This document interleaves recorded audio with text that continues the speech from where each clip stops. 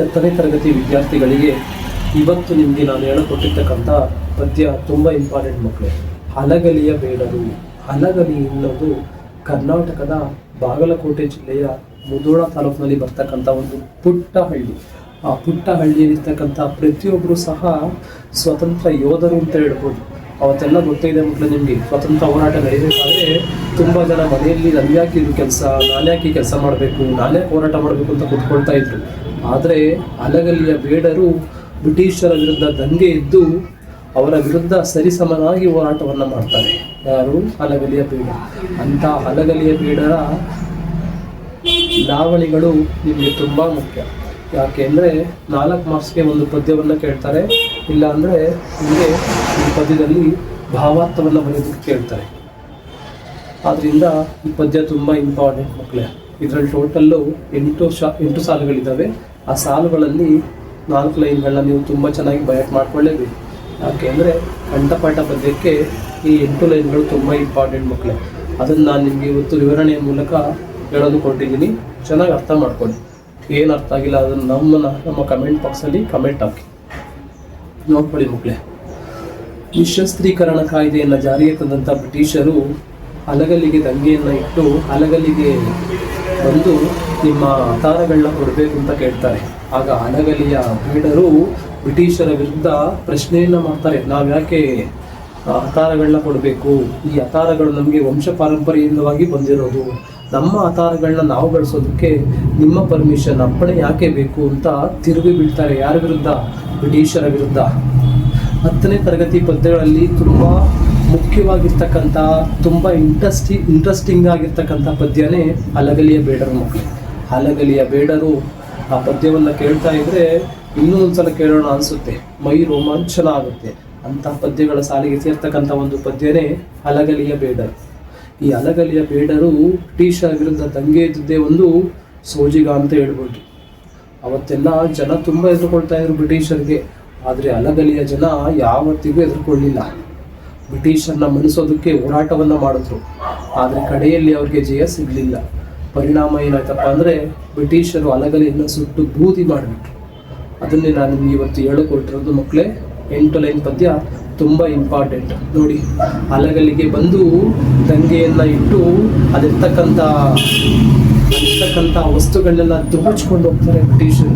ಅದನ್ನೇ ಲಾವಣಿಕಾರ ಈ ಪದ್ಯದಲ್ಲಿ ಕಟ್ಟಿಕೊಟ್ಟಿರೋದು.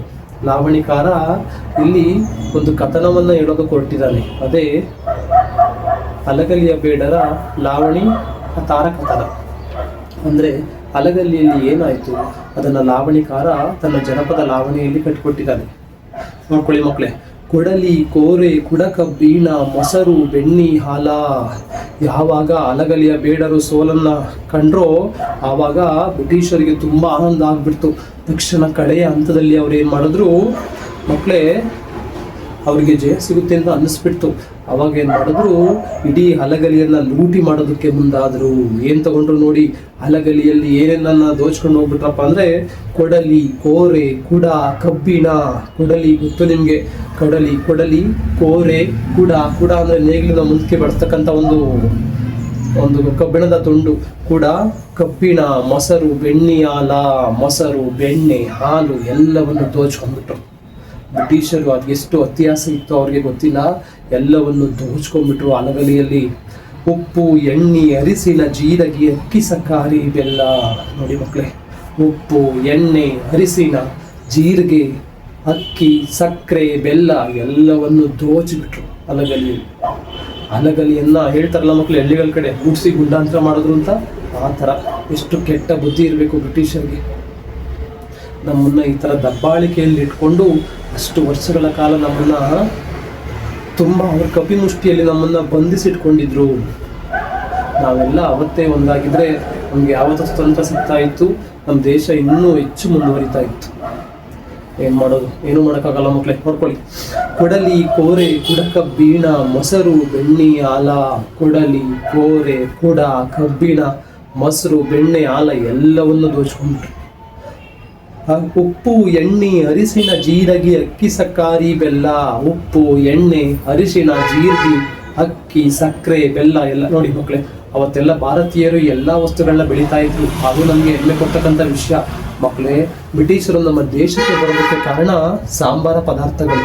ಈ ಸಾಂಬಾರ ಪದಾರ್ಥಗಳಿಗೆ ಅವರು ತುಂಬಾ ಏನಂತಾರೆ ಅದಕ್ಕೆ ತುಂಬಾ ಇಷ್ಟಪಡ್ತಾ ಇದ್ರು ಈ ಸಾಂಬಾರ ಪದಾರ್ಥಗಳನ್ನ. ಅದಕ್ಕೆ ಅವರು ನಮ್ಮ ದೇಶಕ್ಕೆ ಲಗ್ಗೆ ಇಟ್ಟು ಬಂದಿತ್ತು. ಈ ಸಾಂಬಾರ ಪದಾರ್ಥಗಳ ಮೇಲೆ ತುಂಬಾ ಹುಚ್ಚು ಅವರಿಗೆ. ಜೀರಿಗೆ, ಮೆಣಸಾಗಿರ್ಬೋದು, ಏಲಕ್ಕಿ, ದಾಲ್ಚಿನ್ನಿ ಈ ತರ ವಸ್ತುಗಳು ತುಂಬಾ ಇಷ್ಟ ಅವ್ರಿಗೆ. ಅದಕ್ಕೋಸ್ಕರನೇ ಅವರು ನಮ್ಮ ದೇಶಕ್ಕೆ ಫಸ್ಟ್ ಅದರ ಆಸೆಗೆ ಬಂದು ಇಲ್ಲೇ ತಳವನ್ನ ಊರ್ತಾರೆ. ಉಪ್ಪು, ಎಣ್ಣೆ, ಅರಿಶಿನ, ಜೀರಿಗೆ, ಅಕ್ಕಿ, ಸಕಾರಿ, ಬೆಲ್ಲ. ಉಪ್ಪು, ಎಣ್ಣೆ, ಅರಿಶಿನ, ಜೀರಿಗೆ, ಅಕ್ಕಿ, ಸಕ್ಕರೆ, ಬೆಲ್ಲ ಎಲ್ಲವನ್ನು ದೋಚ್ಕೊಂಡು ಹೋಗ್ಬಿಟ್ರು.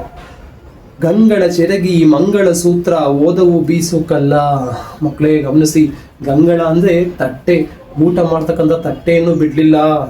ಮಕ್ಕಳೇ ಗಮನಿಸಿ, ತುಂಬಾ ಹಳ್ಳಿಗಳ ಕಡೆ ಇವತ್ತಿಗೂ ಸಹ ತಟ್ಟೆ ಕೊಡೋದನ್ನಲ್ಲ, ಗಂಗಳ ಕೊಡೋ ಊಟಕ್ಕೆ ಅಂತಾರೆ. ಗಂಗಳ ಅಂದ್ರೆ ಒಂದು ತಾಮ್ರದ ತಟ್ಟೆ ತರ ಬರುತ್ತೆ, ಕಂಚಿಂದು ಇರುತ್ತೆ, ತಾಮ್ರಂದು ಇರುತ್ತೆ, ಅದನ್ನ ಗಂಗಳ ಅಂತ ಕರೀತಾರೆ. ಗಂಗಳ ಕೊಡೋ ಊಟ ಮಾಡೋದಕ್ಕೆ ಗಂಗಳ ಎತ್ತು ಊಟ ಆಯ್ತು ಅಂತಾರೆ, ತಟ್ಟೆ ಅಂತ.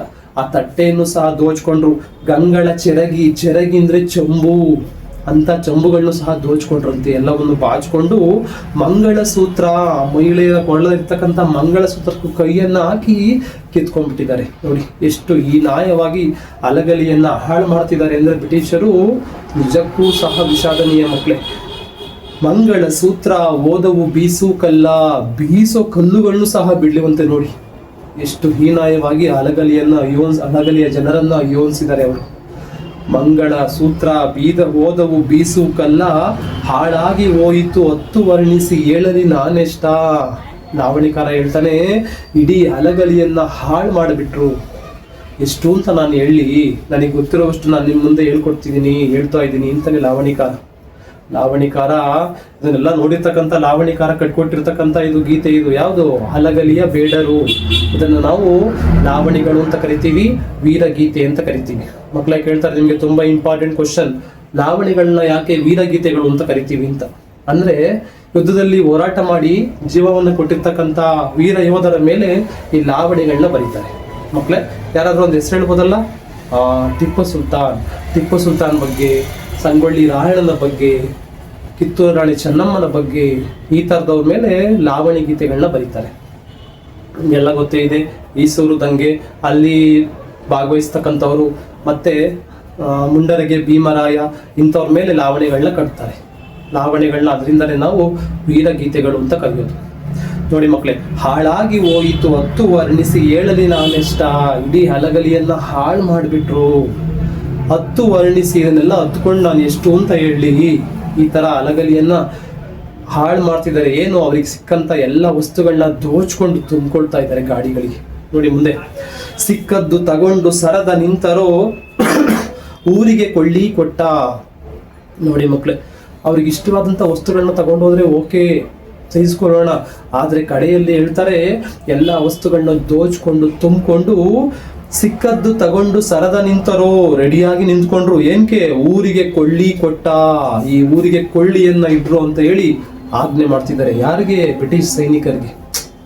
ಅಷ್ಟು ಹೀನಾಯವಾಗಿ ಅಲಗಲಿಯನ್ನ ಸುಟ್ಟು ಹಾಕೋದಕ್ಕೆ ಮುಂದಾಗ್ತಿದ್ದಾರೆ. ಸಿಕ್ಕದ್ದು ತಗೊಂಡು ಸರದ ನಿಂತರೋ, ಊರಿಗೆ ಕೊಳ್ಳಿ ಕೊಟ್ಟ. ಬೂದಿ ಮಾಡಿ ಯಾರೋ ಹಲಗಲಿ ಸುಟ್ಟು ಗುರ್ತುಳಿಯಲಿಲ್ಲ ಎಳ್ಳಷ್ಟು. ಬಾಬಾ, ಇಡೀ ಹಲಗಲಿಯನ್ನ ಸುಟ್ಟು ಬೂದಿ ಮಾಡಿಬಿಟ್ರು. ಗುರ್ತೇ ಇಲ್ವಂತೆ, ಎಳ್ಳಷ್ಟು ಗುರ್ತು ಸಿಗ್ತಾ ಇಲ್ಲ ಇಲ್ಲಿ ಹಲಗಲಿ ಇತ್ತೋ ಇಲ್ವೋ ಅಂತ. ಮಕ್ಳೇ ನೋಡಿ, ಸಿಟಿಗಳ ಕಡೆ ಮನೆ ಕಟ್ಟಬೇಕಾದ್ರೆ ಹಳೆ ಮನೆಯನ್ನ ಕೆಡಬಿಟ್ಟು JCB ಯಲ್ಲಿ ತುಂಬ್ಕೊಂಡು ಹೋಗ್ಬಿಡ್ತಾರೆ. ನೋಡಿ, ಅವಾಗ ಅನ್ಸುತ್ತೆ ನಿಮ್ಗೆ ಇಲ್ಲಿ ಮನೆ ಇತ್ತೋ ಇಲ್ವೋ ಅಂತ. ಅದೇ ರೀತಿ ಅಲಗಲಿಯನ್ನ ಸುಟ್ಟು ಬೂದಿ ಮಾಡಿದ್ದಾರೆ. ಅಲ್ಲಿ ಬಂದು ನೋಡಿದ್ರೆ ಇಲ್ಲಿ ಅಲಗಲಿ ಇತ್ತೋ ಇಲ್ವೋ ಅಂತ ಗೊತ್ತಾಗಲ್ಲ. ಅಷ್ಟು ಹಾಳು ಮಾಡಿದ್ದಾರೆ ಯಾವ್ದನ್ನ? ಅಲಗಲಿಯನ್ನ. ಸಿಕ್ಕದ್ದು ತಗೊಂಡು ಸರದ ನಿಂತರೋ, ಊರಿಗೆ ಕೊಳ್ಳಿ ಕೊಟ್ಟ. ಬೂದಿ ಮಾಡ್ಯಾರೋ ಹಲಗಲಿ ಸುಟ್ಟು ಗುರ್ತುಳಿಯಲಿಲ್ಲ ಎಳ್ಳಷ್ಟು. ಹಲಗಲಿಯನ್ನ ಸುಟ್ಟು ಬೂದಿ ಮಾಡಾಕ್ಬಿಟ್ರು ಮಕ್ಕಳೇ. ಗುರ್ತು ಸಹ ಸಿಗ್ತಾ ಇಲ್ಲ. ಎಳ್ಳಷ್ಟು ಅಂದ್ರೆ ಎಳ್ಳು ನೋಡಿದ್ರಲ್ಲ, ಅಷ್ಟು ಸಹ ಗುರ್ತು ಸಿಗ್ತಾ ಇಲ್ಲ. ಹಲಗಲಿ ಇತ್ತು ಇಲ್ಲಿ ಅಂತ. ಕಾಣದೆ ಹೋಯಿತು ಕೆಟ್ಟು ವರ್ಣಿಸಿ ಹೇಳಿದೆ ಕಂಡಷ್ಟು. ಕಾಣದೆ ಹೋಯ್ತು, ಅವ್ರಿಗೆ ಕರುಣೆನೇ ಇಲ್ಲ. ಆ ತರ ಅಲಗಲಿಯನ್ನ ಸುಟ್ಟು ಬೂದಿ ಮಾಡಿದ್ರು, ಕೆಟ್ಟು ಎಲ್ಲ ಕೆಡಿಸ್ಬಿಟ್ಟು ಅದನ್ನ ಹಾಳು ಮಾಡಿಬಿಟ್ರು ಅಂತ. ಕೆಟ್ಟು ವರ್ಣಿಸಿ ಹೇಳಿದೆ ಕಂಡಷ್ಟು. ನನಗಿಷ್ಟು ಗೊತ್ತು, ಅದನ್ನ ನಾನು ನಿಮ್ಮ ಮುಂದೆ ಕಟ್ಕೊಡ್ತಿದ್ದೀನಿ ಅಂತ ಲಾವಣಿಕಾರ ತುಂಬಾ ಚೆನ್ನಾಗಿ ಹೇಳ್ತಾನೆ ಮಕ್ಕಳೇ. ಕುರ್ತ ಕೋಟಿ ಕಲ್ಮೇಶನ ದಯದಿಂದ ಹಾಡಿದೆ ನನ್ನ ಜನಕ. ಇಷ್ಟು ಕಥೆಯನ್ನ ನಾನು ಯಾರ ದಯದಿಂದ ಹೇಳ್ತಿದ್ದೀನಪ್ಪ ಅಂದ್ರೆ ಕುರ್ತಕೋಟಿ ಕಲ್ಮೇಶನ ದಯದಿಂದ. ಆ ಊರಿನ ಆರಾಧ್ಯ ದೈವ ಅದು ಕುರ್ತಕೋಟಿ ಕಲ್ಮೇಶ. ಅವನ ಆರಾಧ್ಯ ದೈವವನ್ನಾಗಿ ಇಟ್ಕೊಂಡಂತ ಲಾವಣಿಕಾರ ಹೇಳ್ತಾನೆ, ಇವನ ಆಶೀರ್ವಾದದಿಂದ ನಾನು ಏನ್ ಮಾಡ್ತಿದ್ದೀನಿ, ಈ ಲಾವಣಿಯನ್ನ ಹೇಳ್ತಾ ಇದ್ದೀನಿ. ನನಗಿಷ್ಟು ಗೊತ್ತು. ಯಾವುದ್ರ ಬಗ್ಗೆ? ಅಲಗಲಿಯ ದಂಗೆಯ ಬಗ್ಗೆ. ಕುರ್ತಕೋಟಿ ಕಲ್ಮೇಶನ ದಯದಿಂದ ಹಾಡಿದೆ ನನ್ನ ಜನಕ. ಮಕ್ಕಳೇ, ಒಂದ್ ಮಾಸೆ ಪ್ರಶ್ನೆ ಬರುತ್ತೆ. ಯಾವ ತರ ಅಂದ್ರೆ, ಲಾವಣಿಕಾರ ತನ್ನ ಲಾವಣಿಯಲ್ಲಿ ಯಾರನ್ನ ನೆನಪು ಮಾಡ್ಕೊಳ್ತಾನೆ, ಯಾವ ದೇವರನ್ನ ನೆನಪು ಮಾಡ್ಕೊಳ್ತಾನೆ ಅಂತ. ಯಾವ ದೇವ್ರ ಮಕ್ಕಳೇ? ಕುರ್ತಕೋಟಿ ಕಲ್ಮೇಶ. ಆ ಕುರ್ತಕೋಟಿ ಕಲ್ಮೇಶನ ದಯದಿಂದ ಇಷ್ಟು ನಾನು ಗೊತ್ತಿರೋವಷ್ಟು ನಾನು ನಿಮ್ಗೆ ಹೇಳ್ತಾ ಇದ್ದೀನಿ. ಈ ತರ ಬ್ರಿಟಿಷರು ಅಲಗಲಿಯನ್ನ ಸುಟ್ಟು ಬೂದಿ ಮಾಡಿದ್ರು ಅಂತ. ಮಕ್ಕಳೇ, ಈ ಪದ್ಯವನ್ನು ಚೆನ್ನಾಗಿ ಓದ್ಕೊಳ್ಳಿ. ಕೊಡಲಿ, ಕೋರೆ, ಕುಡಕ, ಬೀಣ, ಮೊಸರು, ಬೆಣ್ಣಿ, ಆಲ, ಉಪ್ಪು, ಎಣ್ಣಿ, ಅರಿಶಿಣ, ಜೀರಿಗೆ, ಅಕ್ಕಿ, ಸಕ್ಕಾರಿ, ಬೆಲ್ಲ, ಗಂಗಳ ಚೆರಗಿ, ಮಂಗಳ ಸೂತ್ರ, ಓದವು ಬೀಸು ಕಲ್ಲ, ಹಾಳಾಗಿ ಹೋಯಿತು ಹತ್ತು ವರ್ಣಿಸಿ ಕೇಳಲಿ ನಾನೆಷ್ಟ, ಸಿಕ್ಕದ್ದು ತಗೊಂಡು ಸರದ ನಿಂತರೋ ಊರಿಗೆ ಕೊಳ್ಳಿ ಕೊಟ್ಟ, ಬೂದಿ ಮಾಡ್ಯಾರೋ ಹಲಗಲಿ ಸುಟ್ಟು ಗುರ್ತುಳಿಯಲಿಲ್ಲ ಎಳ್ಳಷ್ಟು, ಕಾಣದೆ ಹೋಯಿತು ಕೆಟ್ಟು ವರ್ಣಿಸಿ ಹೇಳಿದೆ ಕಂಡಷ್ಟು, ಕುರ್ತಕೋಟಿ ಕಲ್ಮೇಶನ ದಯದಿಂದ ಹಾಡಿದೆ ನನ್ನ ಜನಕ, ಹಾಡಿದೆ ನನ್ನ ಜನಕ ಅಂತ ಬರೆದು ನೀವು ಜನಪದ ಲಾವಣಿಗಳು ಅಂತ ಕೆಳಗಡೆ ಬರೀಬೇಕು. ಆವಾಗ ನಿಮಗೆ 4 ಮಾರ್ಕ್ಸ್ ಸಿಗುತ್ತೆ ಮಕ್ಕಳು. ಇದೇ ಥರ ಪೊಯಮ್ ಯಾವ್ದಾದ್ರು ಕಷ್ಟ ಅನ್ಸಿದ್ರೆ ನನಗೆ ಕಮೆಂಟ್ ಬಾಕ್ಸಲ್ಲಿ ಕಮೆಂಟ್ ಮಾಡಿ. ನಿಮಗೆ ಸುಲಭವಾಗಿ ಅರ್ಥ ಮಾಡಿಸೋದಕ್ಕೆ ನಾನು ಪ್ರಯತ್ನ ಪಡ್ತೀನಿ ಮಕ್ಕಳೇ. ಯಾವುದೂ ಸಹ ಕಷ್ಟ ಅಲ್ಲ. ಈಸಿಯಾಗಿ ಅರ್ಥ ಮಾಡಿಸೋರಿದ್ರೆ ಖಂಡಿತವಾಗಿ ಎಲ್ಲ ಈಸಿನೇ ಆಗುತ್ತೆ ಮಕ್ಕಳೇ. ಈ ಸ್ಟ್ಯಾಂಜದಲ್ಲಿ ಇನ್ನೊಂದು ಪ್ರಶ್ನೆ ಬರುತ್ತೆ ನಿಮಗೆ. ಯಾವ್ದಪ್ಪ ಅಂದ್ರೆ ಸಕ್ಕರೆಯ ಗ್ರಾಂಥಿಕ ರೂಪ ಸಕ್ಕಾರಿ ಅಂತ ಕೇಳ್ತಾರೆ ಮಕ್ಕಳೇ. ಫಸ್ಟ್ ಅವರು ಗ್ರಾಂಥಿಕ ರೂಪ ಸಕ್ಕರೆ ಅಂತ ಬರೀಬೇಕು. ಏನಾದ್ರು ತತ್ಸಮ ತದ್ಭವ ಕೇಳಿದ್ರೆ ಸಕ್ಕರೆ ಶರ್ಕರ ಅಂತ ಬರೀಬೇಕು ಮಕ್ಕಳೇ. ಕನ್ಫ್ಯೂಸ್ ಮಾಡ್ಕೊಬೇಡಿ. ಈ ಪದ್ಯದಲ್ಲಿ ಬರ್ತಕ್ಕಂಥ ಒಂದು ಪ್ರಶ್ನೆ ಸಕ್ಕಾರಿ ಗ್ರಾಂಥಿಕ ರೂಪ ಸಕ್ಕರೆ, ಅದೇ ರೀತಿ ಸಕ್ಕರೆ ತತ್ಸಮ ತದ್ಭವ ಶರ್ಕರ. ಮಕ್ಕಳೇ ಚೆನ್ನಾಗಿ ಜ್ಞಾಪ ಇಟ್ಕೊಳ್ಳಿ. ಅದು ಇದು ಕನ್ಫ್ಯೂಸ್ ಮಾಡ್ಕೊಂಡು ಮಾರ್ಕ್ಸ್ ಕಳ್ಕೊಬೇಡಿ. ಗ್ರಾಂಥಿಕ ರೂಪನೇ ಬೇರೆ, ತತ್ಸಮ ತದ್ಭವನೇ ಬೇರೆ. ಇದೇ ತರ ನಿಮ್ಗೆ ಪ್ರಶ್ನೆಗಳು ಬರ್ತವೆ ಮಕ್ಕಳೇ. ಯಾವ್ದಾದ್ರು ಪ್ರಶ್ನೆ ತುಂಬಾ ಕಷ್ಟ ಅನಿಸ್ತಾ ಇದೆಯಾ, ಅದನ್ನು ಕಮೆಂಟ್ ಬಾಕ್ಸಲ್ಲಿ ಕಮೆಂಟ್ ಮಾಡಿ. ಥ್ಯಾಂಕ್ ಯು, ಧನ್ಯವಾದಗಳು.